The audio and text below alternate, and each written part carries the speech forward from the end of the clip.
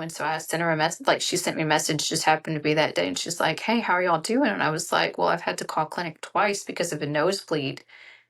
And even though it was over text, I could immediately read the empathy and even the fear in her response, because she knows that we started with a nosebleed and they started with a nosebleed. And there's just that immediate, like, oh shit moment, you know, even on a text response, kind of thing. So it's not a club that anybody wants to be in, but the people on the inside are most of the time people that you can fall back on.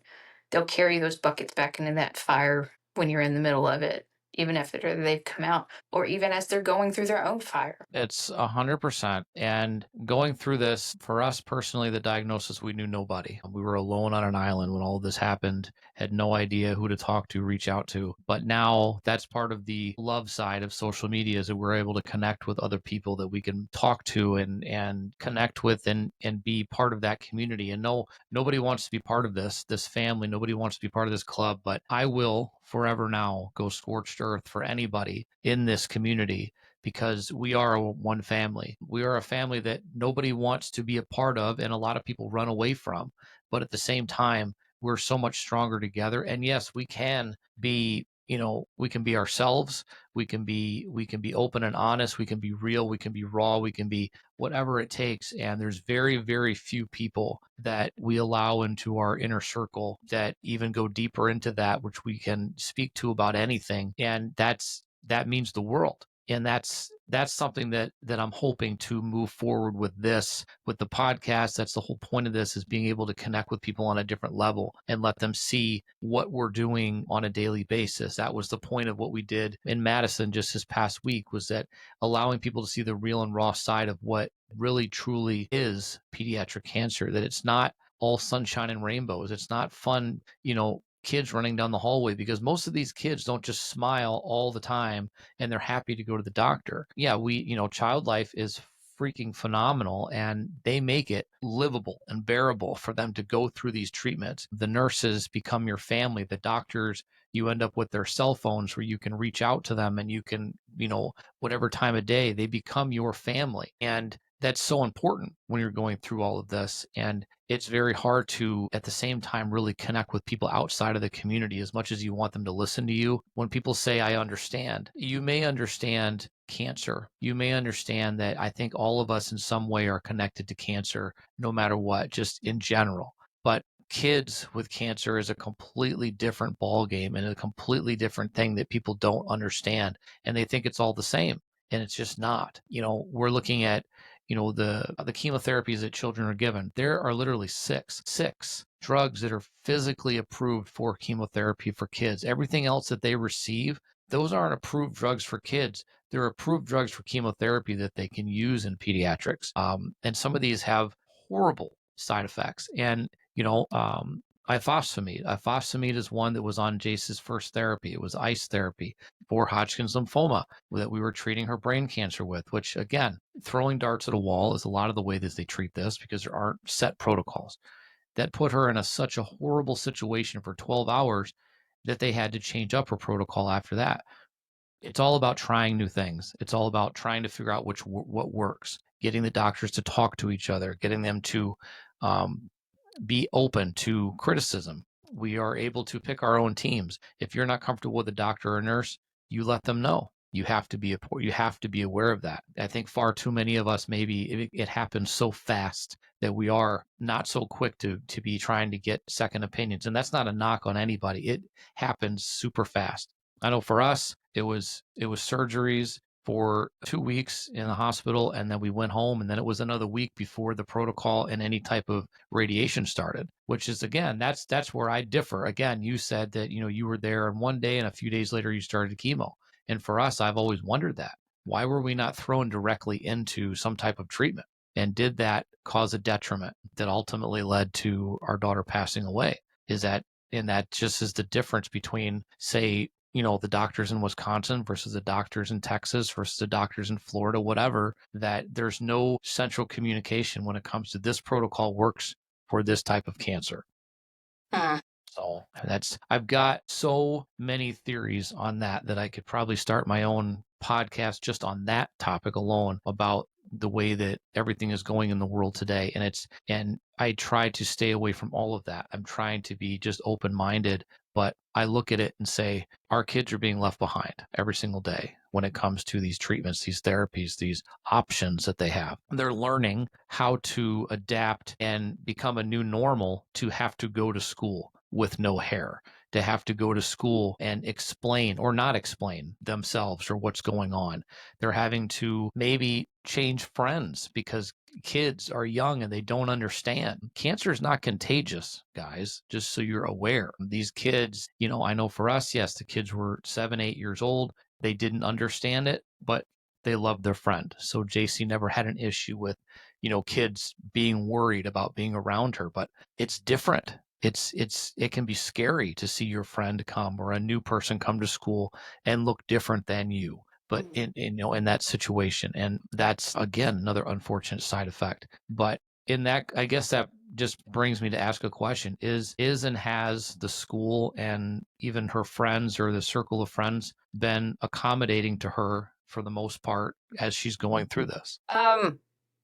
Yes, I mean, even coming in as a new student, we had decided in March of her freshman year, that we were going to go ahead and change schools, to the district that I sub in, that her little sister's in, and things like that. So we started the process and everything like that. We met with them before school started, after our diagnosis, but before school started, kind of just explaining the situation. When we realized that her going to in-person school when she was in the thick of that extremely hard and heavy treatments and therapies that were just completely wiping her counts out, and we decided to do homebound. I mean, that was on the Friday before school started on Wednesday. So we had to move fairly quickly to be able to get her enrolled, and get her starting classes on time.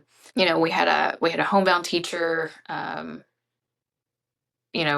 of thing. And so then when we went back to in person school a month later, once she was on, it was still, intense therapies.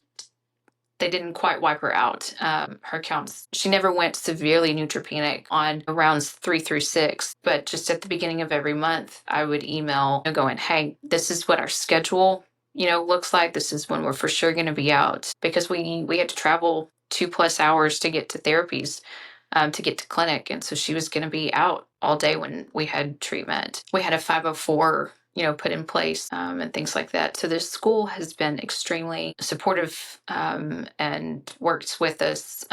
She is doing athletic training, and the volleyball team, she was with the volleyball team in the fall because it was more climate controlled than football, because football season in Texas is ridiculously hot. And so with volleyball being indoors and more climate controlled, they said, well, you can go do volleyball. Those girls welcomed her with open arms, acceptance, and things like that. And then in October, I'm trying to get them to do something in September, one step at a time, though. I at least got them to put a slide in the monthly slideshows that they do at all of the schools talking about childhood cancer in September. In October, when the volleyball team did their cancer awareness game, they picked Kendall as their honoree, as the recipient, of that. And they kind of talked a little bit about childhood cancer. They talked about her, they talked about lymphoma, and stuff like that. And then in the spring semester, she did softball. And again, for their softball's cancer awareness game that they did in April, they picked her as their honoree. We ironically missed that game because we were at a cancer awareness event. So it was like, well, we're spreading cancer awareness one way or the other. But we were at Dallas at the Children's Cancer Fund gala for that event, and kind of things. I mean, her teachers have she's actually, two of her teachers have actually gone through cancer treatments and chemo. And so they understand how crappy it can just make you feel. And so they've been really supportive. They've given her extra time on some of her assignments. They've given her more online assignments than paper assignments, so that when we are in Dallas and getting treatment or in the hospital, they know that she can work on them up there rather than missing the paper assignments there in class.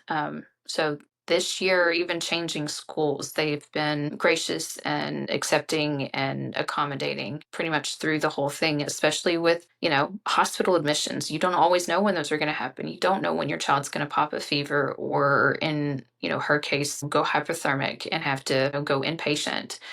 Um, and when we had that emergency appointment with endocrinology in October, we knew we were going to be out on Wednesday, but we didn't know we were going to be out on Thursday. So I sent the teachers an email and I said, hey, we've got an appointment tomorrow that came up due to an issue, from today's appointment.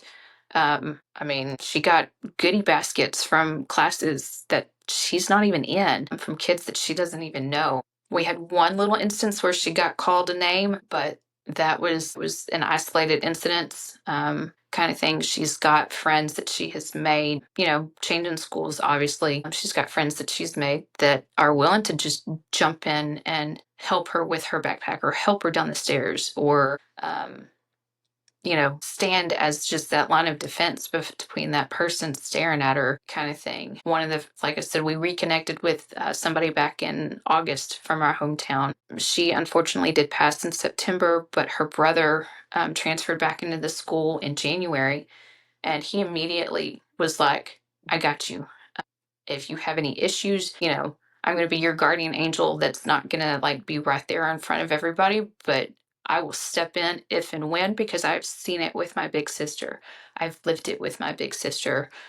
And so he's, her mom and I have reconnected. They played soccer when they were little together. And so, of course, all of these pictures are now popping up as we're going through, soccer season and stuff like that. Memories are popping up. It's like looking at those girls now, it's like they would have never known, 4 years ago, the fight that they were about to have to do. But that relationship that they developed on the soccer field helped them over the month and a half that we were able to reconnect with them and things. So as far as school goes, yes, they have been really good with the whole situation. Friends, she's lost some of that may be with, changing schools, not seeing them all the time, but the friends that have come alongside have stepped in and just immediately said, okay, you're mine. You're not going anywhere. I'm not going to let anything happen to you. So there was a lot to it at the beginning of the school year. We were really hesitant. We talked about her going back to her other school because they knew her. Academically, we knew that wasn't going to be possible just because the way her other school was set up. It would have been really challenging for her to have missed that first month of in-person school. And then I think total, she ended up missing an additional 21 days of school between September and December for being in the hospital or being in treatment. I'm extremely happy to hear, honestly, that it's been so accommodating and that in this situation that everybody has been so open to be there. Of course, obviously, there's always the outlier. There's always the one instance. There's always the one person. But I'm extremely happy to hear that because it is so important that a lot of these kids, they're different in the fact that they're going through something extremely difficult, but they're still just kids. And the fact that that the schools can understand that, the teachers can understand that, and give them the accommodations that they need, or just be there to ensure that they can be successful no matter what, is so incredible. And it's such a high praise for the educators that we have right now. And so I'm very happy to hear about that, because what it truly does is it allows these kids, these fighters, these warriors, it allows them to own really what they're going through. Like, nobody wants to have to go through this. Nobody wants to be the kid that is going through cancer treatments, or that doesn't have hair, that is, missing school because they're not feeling well due to what they don't want to be that.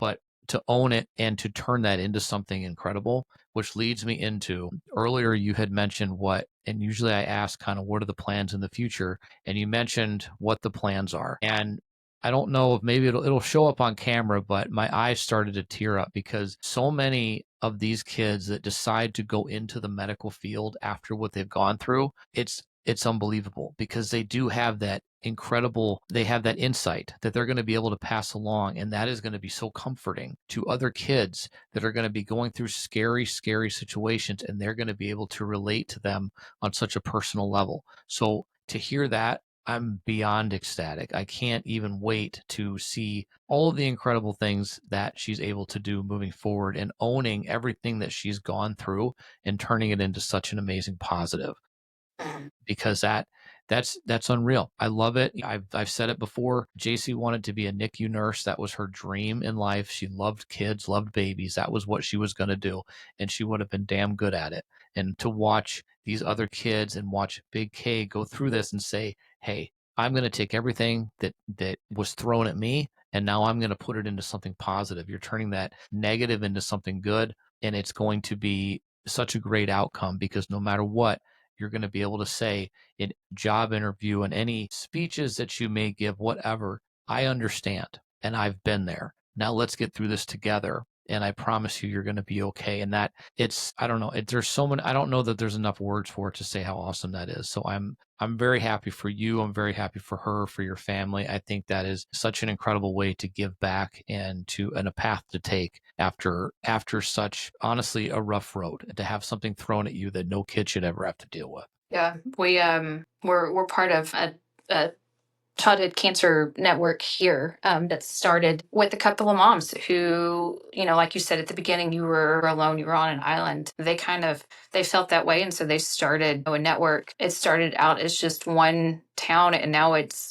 reached all of East Texas, and I think last count, they're going into their 11th year with this. And last count, I think we were over 140 kids, that are a part of this gold network, kind of thing. And a lot of them do want to go into, the medical field. A good handful of them that I know of want to do some sort of oncology. Even when, one of them, he was an infantile, leukemia survivor. He wants to be an oncologist. And we've had, any and all types of childhood cancers. We've had AML, we've had B cell leukemia, T cell, Hodgkin's, non Hodgkin's, DIPG. And anything and everything in between kind of thing. And, it started as two or three moms going, we're in this alone. Let's find with others. And and they have come alongside us, and they support you, while you're in the hospital, when you get home, when you're, they think of things that, as I guess, as fresh diagnosis, the care package that we got had Tide Pods in it, had extension cords in it, because who's going to think in a moment's notice that you need laundry detergent or an extension cord or an air freshener, even, kind of thing. And so all of those ended up going you know in my go bag that I still have packed, because my anxious heart is it's not letting it go yet. It has moved from the corner of our bedroom into my closet, but it's still there ready to go. So, but a lot of those kids, every year right before September, they do a big kickoff to childhood cancer awareness.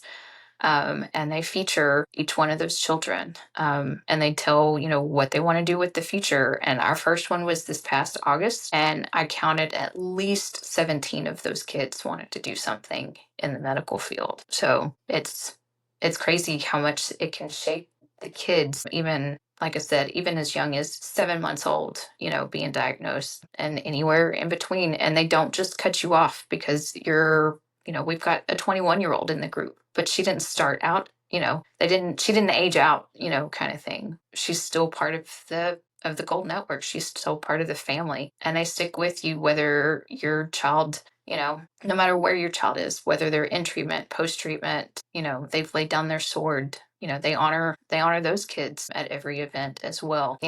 So, and like I said, 10 years ago, she said at their first event, their gold event on the square, she said they had a table with 10 picture frames on it. This year it was a wall. She had to take them out of the frames because there were too many kids to fit on the wall with the frames. And it's crazy how quickly you find and you do start to network.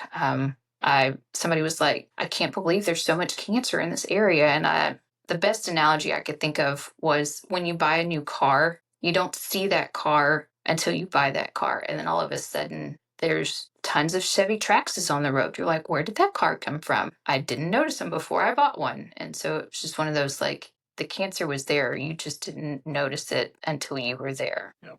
No, I've said it. I've said before that cancer in general, but pediatric cancer is so much more prevalent than people understand because we're told and we're force fed that it's rare. We're told by commercials, we're told by the government, whatever. But I guarantee that if anybody walks out of their house at any point in time and walks 10 doors down either direction, you will find a kid or a family that is going through pediatric cancer or who has fought it. That's how prevalent that it is. It's again, and it's just, the car analogy works out perfectly because that's so true. Where like our daughter bought an orange car. Okay, well now we see 7 of them driving around the neighborhood that we never noticed before. But and I've said before too, we have a child that's literally a block away from us around the corner. It's a Make-A-Wish house where every single year his Make-A-Wish was to have one of those massive Christmas displays where all the thing is set to music and everything. We've driven by that house. We've lived in this house 14 years and we've seen that house, never knew until we got into this world and realized what it was. It is so much more out there than people are giving it credit for, and that's not a good thing to be given credit for. It's a problem. It's an issue, and somehow, some way, we're going to have to figure it out. The one thing that I wanted to go back on again is that when you think about all of these kids that are going into the medical field, that are going through cancer treatments now, in the reality of it, the pediatric cancer community is almost shaping and rebuilding the medical community because we are now putting these kids that have fought this, the worst thing in the world, the strongest people on this planet, and we're putting them in the fields where they're going to understand it the most, and they're going to create the next discoveries. They're going to do that. But the only way that's going to happen is if we give them the tools to beat it in the first place. And that is what we're lacking so much here. I love, love, and I had to tell people in the past, I love hearing stories of kids ringing the bells. I love hearing stories of kids, every single thing that happens every day, every new hair that grows, right, should be a victory. You should absolutely celebrate it. And I realize too that parents in our situation where we've lost our child, a lot of people don't want to share those victories because you're afraid that, I don't know whether I know survivor's guilt is a real thing. Yes. But at the same time, I want so badly to have those victories for everybody else. I know that we couldn't save JC, and I am at peace with that. But I know that we can do something for all of these kids as we're going through it now. I know that we can make a difference. So I want to hear those stories. I want to see them shared. I urge people to share them and to be proud of everything that's happening and own everything you're going through. This battle sucks both for the kids and for the parents. It's horrible. It changes us. We are the same people, but we are in a sense broken, but we are the same people and we can be talked to and we can be friends and we can do all the same things we used to do. Support tends to dwindle a little bit when either the child finishes treatment or passes away. The support changes from the outside. And again, I don't understand the dynamic of that, but it does. But we are the same people. And these kids are doing great things and they're going through these great things, but they're doing them behind the scenes because not enough people are talking about how bad this issue is. So that being said, I am so proud to know all these children that are bravely battling all of this. I'm proud to know all of these kids are succeeding and creating incredible futures for themselves. And I can't wait to see what they do in the future. And for your family, I am so excited to have you be able to talk about those victories. And yes, the speed bumps and road bumps and everything it took to get there, but those victories are so incredible. And I'm so excited for you and your family for that. So yeah, and you said survivor's guilt. I just talked about it with my therapist last week. It was like, there's things that now we're doing. There's people that we're meeting. There's experiences that we're getting to do, um, and things like that that we wouldn't ever get to do if it weren't for the cancer. It's like one of my really good friends that we've met along the way. We ran into each other at the Ronald McDonald House one Sunday night. She just happened to be wearing a shirt from my hometown. And I was like, "Hey, are you from, from Longview?" And she's like, "Yeah." She's like, "Wait, are y'all, are you the other car, from this particular car dealership in the parking lot?" And we're like, "Yeah." um, Turns out we have the same pediatrician. She was diagnosed 3 weeks after us. We've run in the same, like, we wouldn't have run in the same circles. Even being from the same town, having the same doctor. Maybe we've been in the waiting room together. We just didn't notice each other.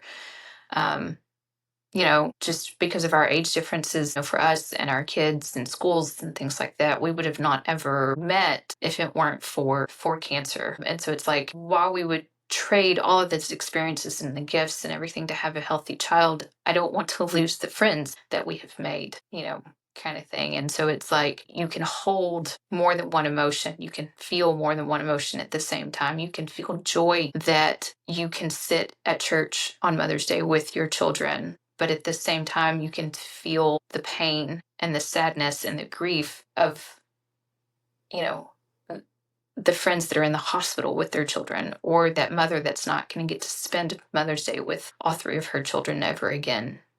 So the survivor's guilt is real, but learning how to balance feeling more than one emotion at once is hard. But it's something that we do because we do all rejoice in the good for everybody, but then we hurt with the hurt. But then those of us that aren't, I don't know how to say it, but if we're not the family that is the hurt, we hurt and we grow, or we grieve with them, but then we have to pull ourselves up to be able to help continue to pull them up and to support them even months after the situation, kind of thing. And so it's like, let's not forget them. Let's continue to support them even after the fact, whether that is dinner 2 months later or donuts on a Saturday morning years later, kind of thing. We've got to keep fighting and keep supporting, no matter where, just because your child is gone doesn't mean you're any less, or that you're not still a part of,